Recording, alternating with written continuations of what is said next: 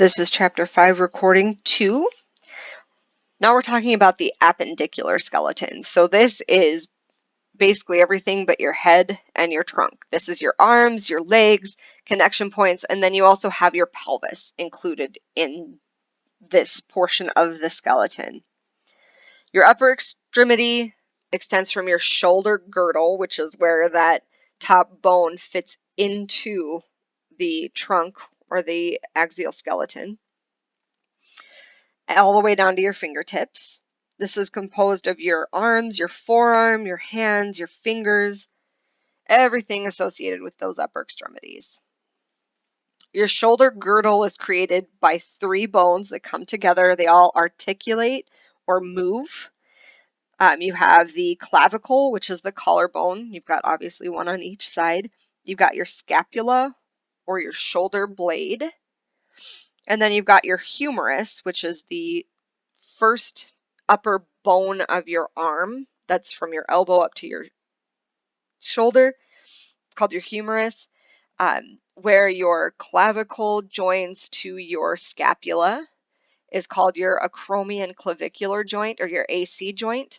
When you separate your shoulder, you're actually injuring that joint. Where your clavicle comes into the top of your sternum, you have your sternoclavicular joint. And then where your humerus fits into your scapula, you've got your glenohumeral joint. The arm itself, you've got that long bone in the top that's called the humerus.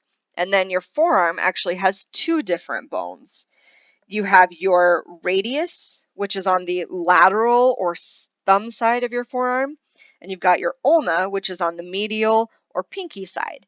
Now remember, we have to be in anatomic position for it to register as medial or lateral.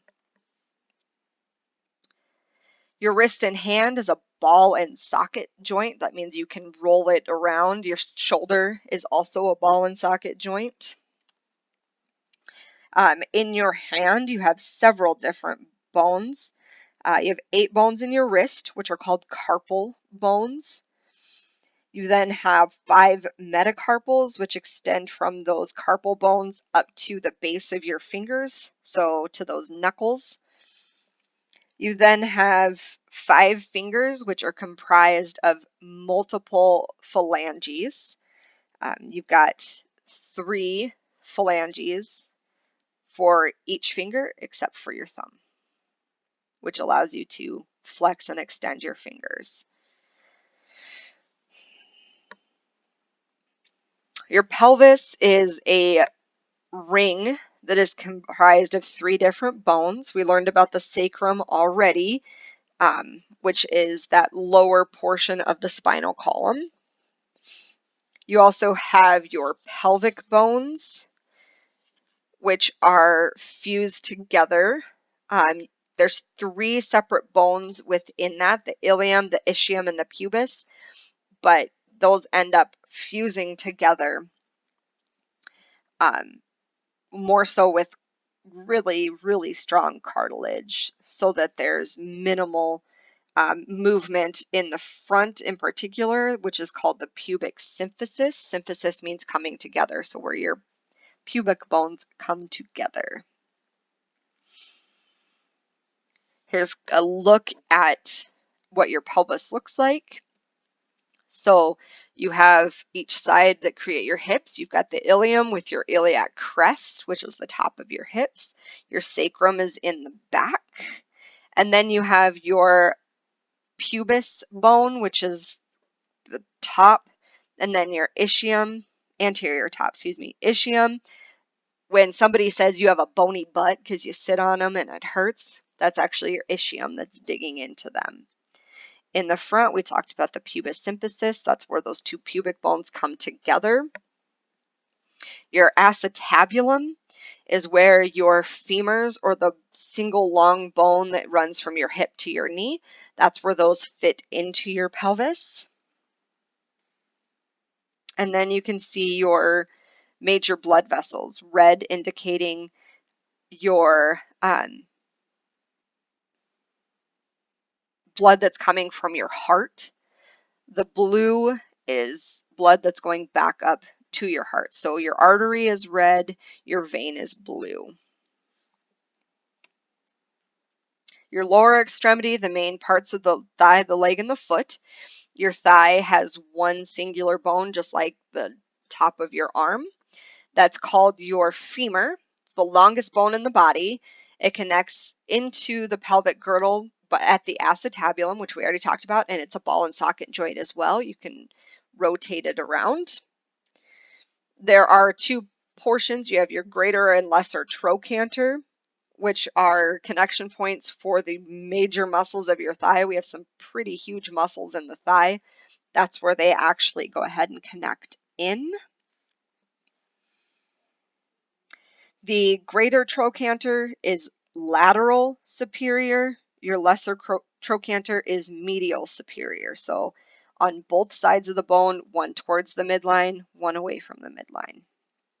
You have your knee, which connects your upper and lower leg. You have your kneecap, which is actually called the patella. It's not actually attached to anything. It's seated in the middle of a tendon and just kind of floats there. Your lower leg, your tibia, is the bigger bone in the bottom of your leg. It's what creates your shin.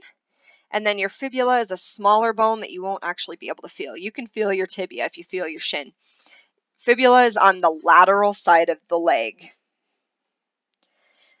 You have your ankle, which is actually a hinge joint. You can move it up and down. You can kind of roll it around a little bit, but not a whole heck of a lot. Mostly meant to go up and down.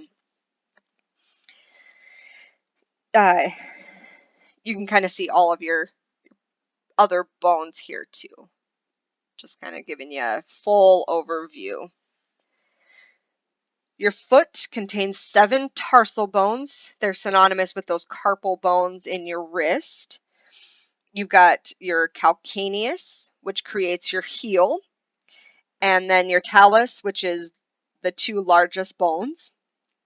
You have 5 metatarsal bones, which form the majority of your foot. That kind of goes from your ankle up to the base of your toes. And then you have 5 toes that are formed by 14 phalange bones. Just like your hand, your great toe or your big toe has 2 phalanges, and every other toe has 3 phalanges. Joints, this is when long bones come together and contact, and you've got a couple of different types of joints, but for this class, you need to know these 2 main ones. You have a hinge joint. Your knee is a hinge. Motion is restricted to one plane. Yes, I realize you can roll your ankle around, but the way that it's set up is supposed to be a hinge joint as well. And then you have your ball and socket joints, such as your shoulder, which allow for bending as well as rotation. Here's kind of the representation of what they look like and what their motion is supposed to look like. The skeletal system, or the physiology. So the anatomy is the structure. The physiology is the function. So the physiology of the skeleton, it gives the body shape, it protects your organs, it allows for movement because it's attachment points for your muscles, which actually perpetuate movement. It stores calcium. That's why as women age, they have to take calcium supplements, because your body actually starts pulling it from your bones if you don't have enough. And then it helps create blood cells. Your hips especially are one of the major sites of blood formation, as well as the center of all of your long bones. And we'll go ahead and take a break here before going on to the muscular system.